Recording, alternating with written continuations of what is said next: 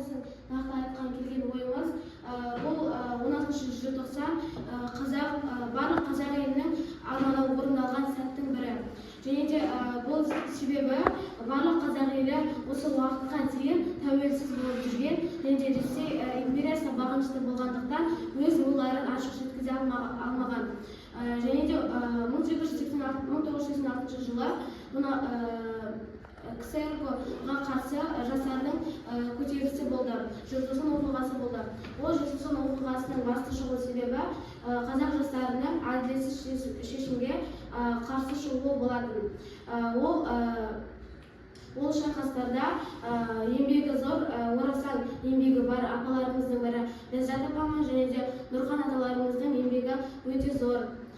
Олар Ләззат апамыз өзінің қыз бала болғанымен қоймай, өзінің қазақ елі жайлы, қазақ елінің болашағы үшін 16 жастан бастап шайқастарға шыққан. Және де осы қан мен шайқастың арқасында келген қиын кезеңмен бастан өткен ата-бабаларымыздың еңбегін ешқашан ұмытпау үшін 16 желтоқсан еске алу тәуелсіздік күні болып жарияланған.